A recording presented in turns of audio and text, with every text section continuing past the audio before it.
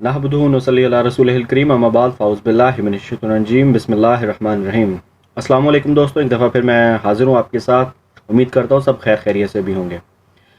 جیسے کہ آپ کو معلوم ہے، محرم الحرام کے دن شروع ہیں، عاشورے کا دن نزدیک ہے، اور احترام محرم، احترام اہل بیت، یہ والے سارے سلسلے شروع ہو چکے ہیں۔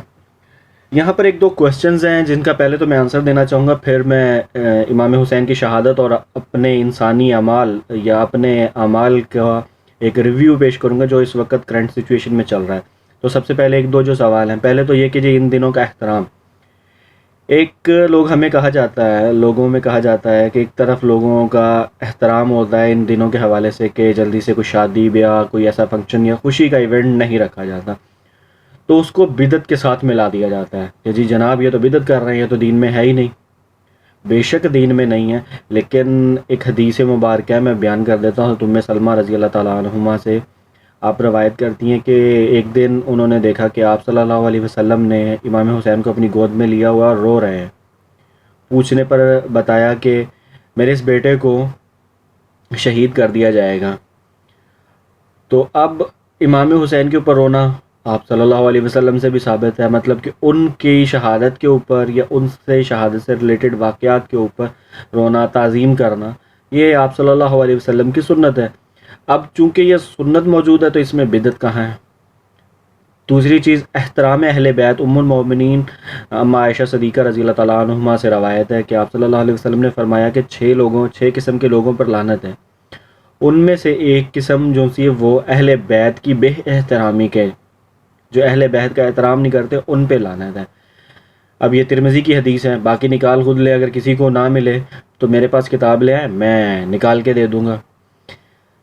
اسی طرح حج کے دن چل رہے تھے اور ایک حج کا خاص احترام ہوتا ہے، تو ایک عراقی نے، یہ بخاری کی حدیث ہے، ایک عراقی نے آ کے کہا کہ جی مجھے ایک مسئلہ پوچھنا ہے، تو انہوں نے بتایا کہ جی حضرت عبداللہ بن عمر رضی اللہ تعالیٰ عنہ موجود ہیں، آپ ان سے پوچھ لیں۔ وہ ان کے پاس گئے، انہوں نے جا کے پوچھا کہ جناب میرے نا حرم کے اندر مکھی مر گئی ہے، احرام کے اندر مکھی مر گئی ہے، تو اس کے اوپر کیا فتویٰ ہے؟ انہوں نے پوچھا کہ جی آپ کہاں سے ہوں؟ اس نے کہا کہ جی میں عراق سے ہوں۔ تو حضرت عبداللہ بن عمر فرماتے ہیں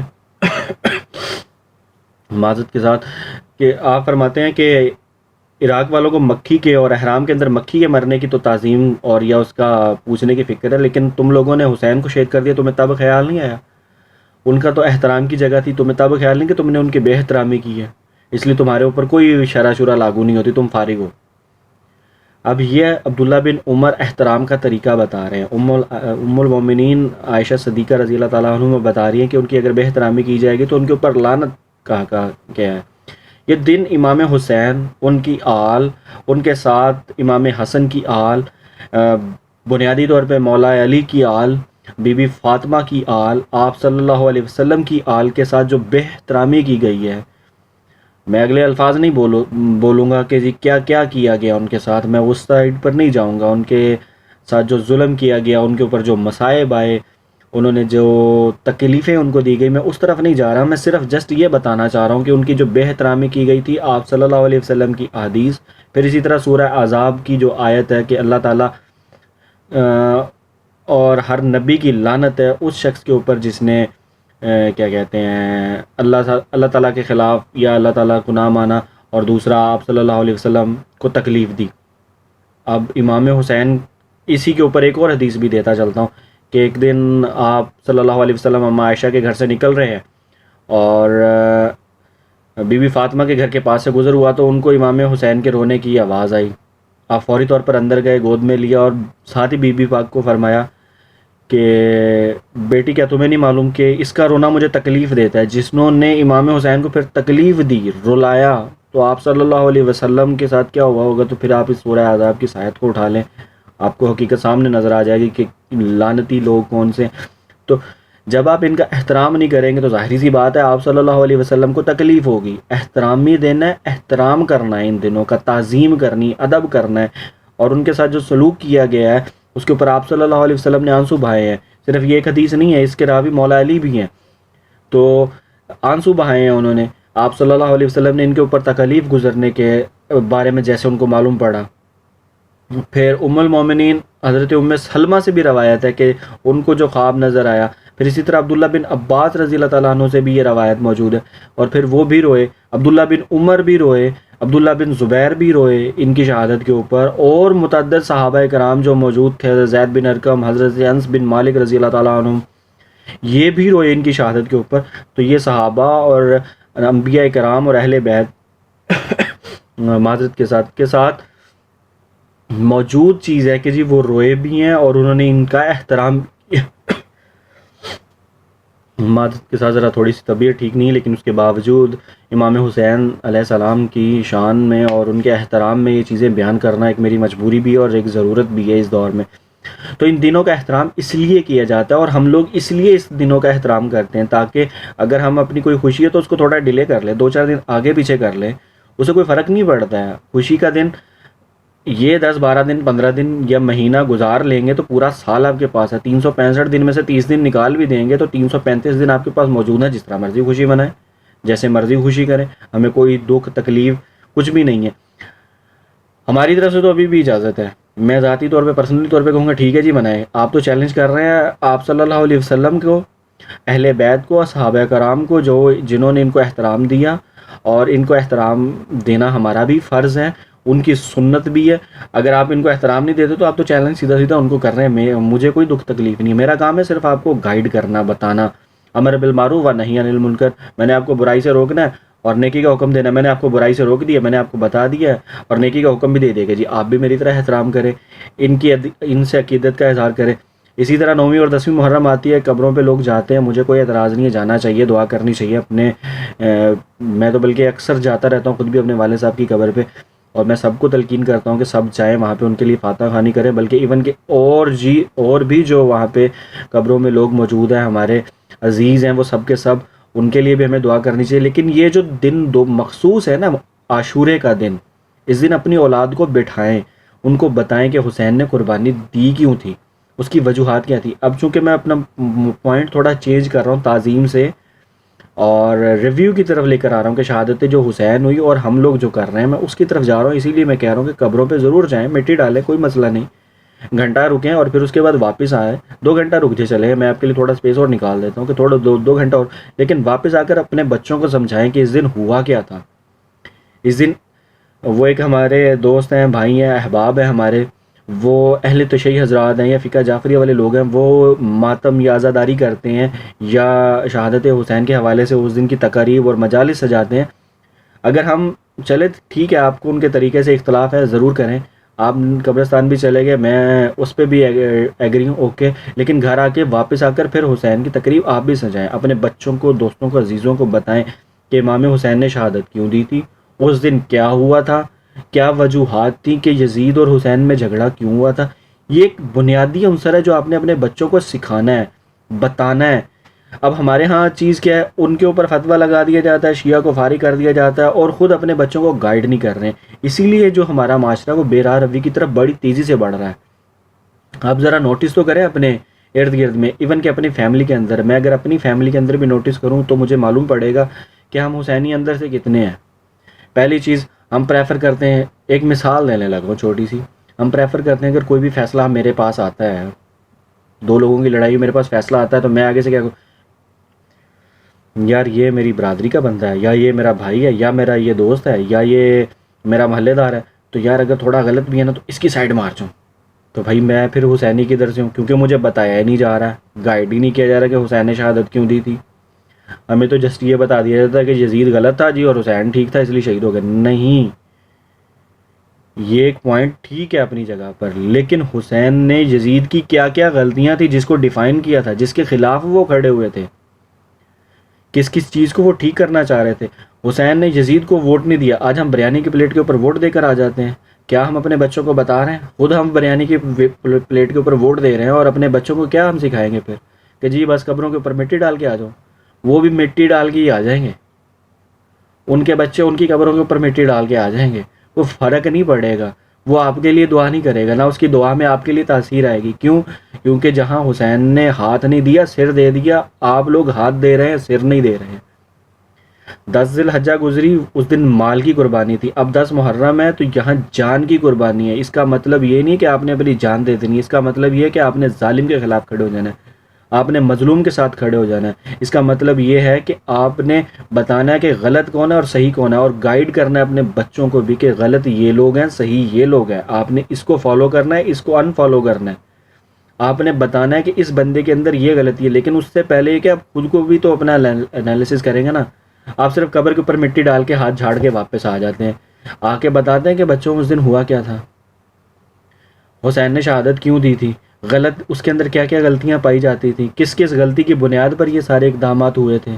پھر صرف یہی نہیں کہ حسین کی شہادت ہوئی تھی، کیا بعد میں عبداللہ بن عمر رضی اللہ تعالیٰ عنہ کو شہید نہیں کروایا گیا؟ کیا بعد میں عبداللہ بن زبیر رضی اللہ تعالیٰ عنہ کو شہید نہیں کروایا گیا؟ کیا بعد میں امیر مختار ثقفی رضی اللہ تعالیٰ عنہ کو شہید نہیں کروایا گیا؟ کیا وجوہات تھی ان سب کو شہید کروانے کی؟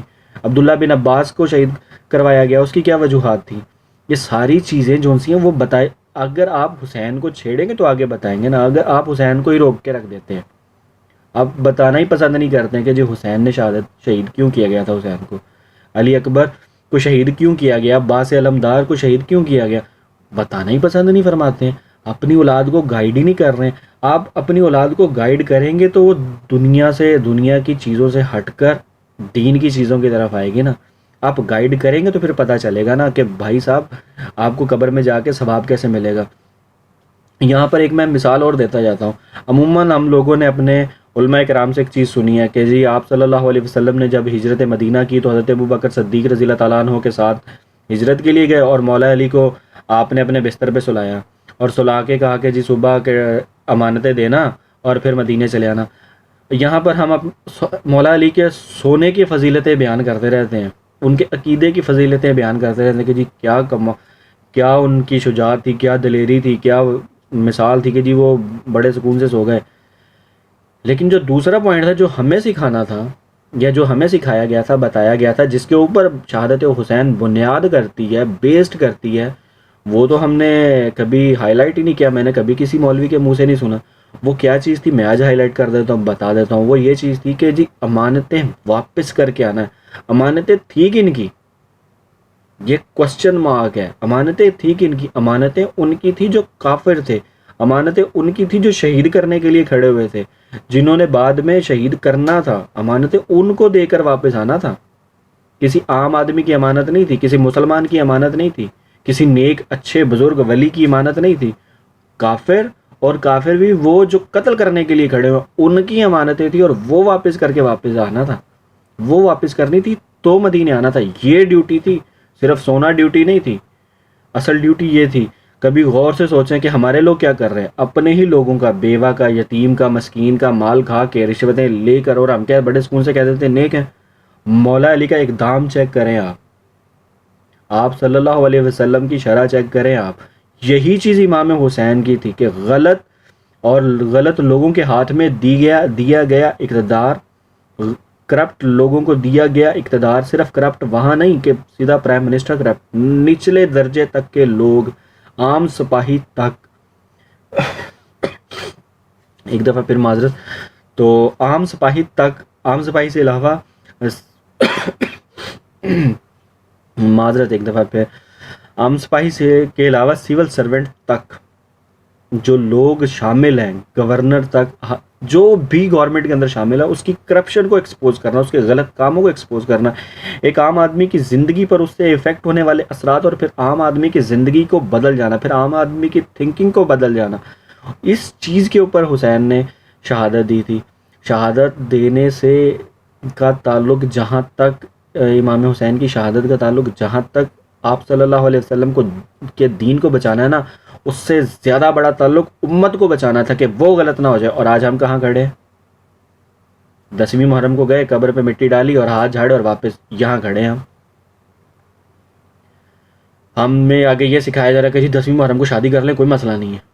بالکل کوئی مسئلہ نہیں ہے۔ اپنے باپ کی جس دن فوتگی ہوئی ہو نا، یا ماں کی فوتگی ہوئی ہو نا، یا بہن کی، یا بھائی کی، یا بیوی کی، یا بچے کی فوتگی ہوئی نا، اس دن بھی شادی کر لیں، خرچہ بھی بچ جائے گا۔ جیسے میں پچھلے دنوں ایک مفتی صاحب کا سنا تھا کہ جی اتنے خرچے بچیں گے، یہ مسئلے حل ہو جائیں گے، اتنی آسانی کے ساتھ آپ شادی کر لیں گے۔ میں کہتا ہوں ذرا اپنے باپ بھائی کی شادی کے اوپر بھی، فوتگی کے اوپر بھی شادی کر لیں، آپ کے سارے خرچے بچ جائیں گے، آپ کا ہر خرچہ ہی بچ جائے گا۔ آپ لوگ جو ان سے نا وہ آپ کو کھانا دے جائیں گے, آپ کے ولیمے کا خرچہ بھی بچ جائے گا. کمال کرتے ہو یار. تعظیم حسین سکھانے کی بجائے, شہادت کے اصل واقعات سمجھانے کی بجائے, لوگوں کو ٹرین کرنے کی بجائے, لوگوں کو غلط کی جگہ صحیح تربیت دینے کی بجائے, اس دن ایک ٹریک سیٹ کرنے کی بجائے, آپ کیا تبلیغ کر رہے ہو یار بیٹھ کے ممبر رسول صلی اللہ علیہ وسلم پہ. آپ کو ذرا حیا نہیں کہ آپ کون سے ممبر پر بیٹھ کر اور کیا بات کر رہے ہو یار. آپ کو ذرا نہیں خیال آپ کدھر بیٹھے ہو. تو اپنے رویات کو بدلیں, جائیں ضرور کریں, لیکن اصل مقصد اس دن کا بیان کریں کہ کیا مقصد ہے. میرے اندر تو نہیں کہیں یزیدیت پائی جا رہی. میرے ایک سچی سی بات ہے, ہمارے اندر یزید ہے, زبان ہماری حسین ہے, دل ہمارا یزید ہے, زبان ہماری حسین ہے. ہم اصل میں یہ لوگ بن چکے, ہمیں پتہ ہی نہیں. ہم اپنے, میں بھی یہ بات کر رہا ہوں, میری بڑی تلخ باتیں ہیں یہ ساری کی ساری, بڑی تلخ باتیں ہیں.